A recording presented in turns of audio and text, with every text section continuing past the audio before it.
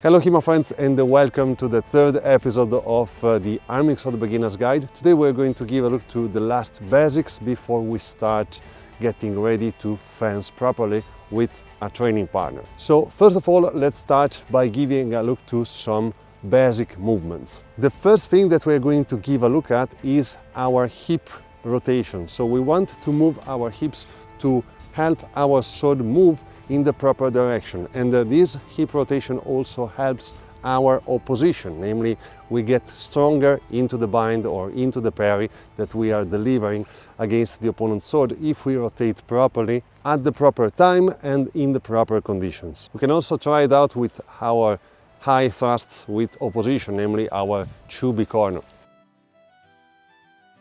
And of course, while delivering a cut which also wants to cover the line in the end.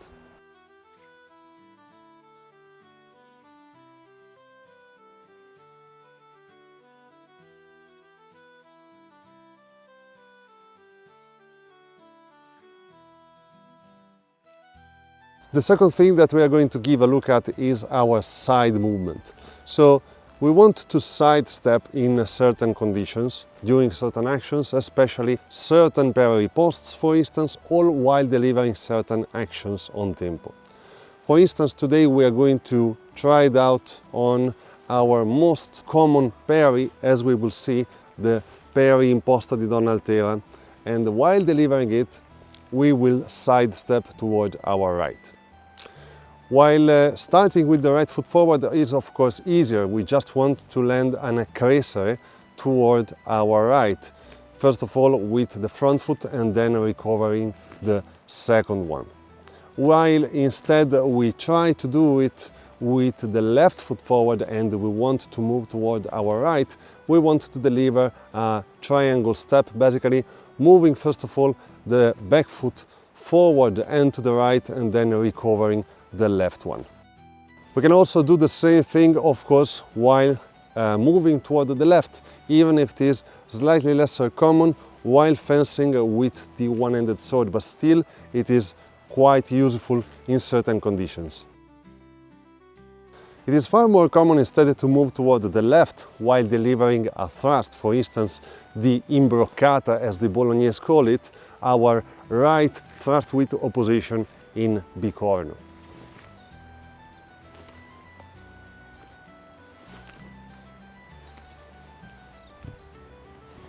Very good, so let's put together our knowledge to create a solo drill, which will also, by the way, simulate the actions that we are going to train in the next video. The drill is composed by 4 parry posts actions, connected in a meaningful and practical way.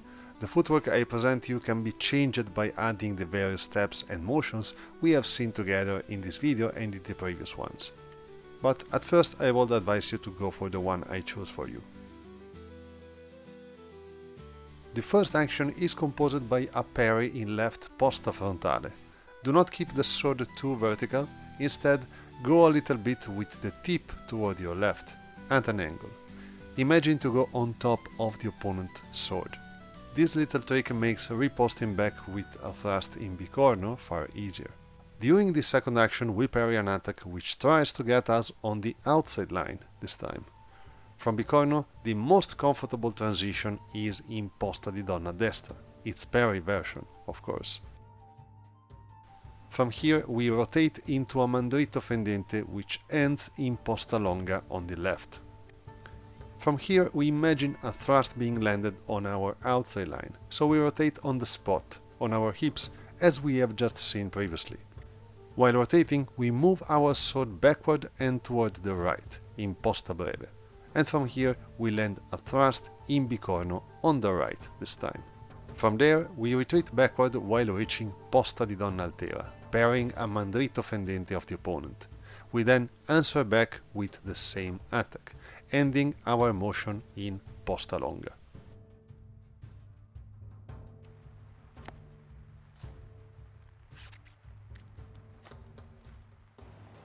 As you probably already understood, in the next video we are going to train some basic parry posts, finally against a proper opponent with a training partner. Very good people, I hope you enjoyed this video.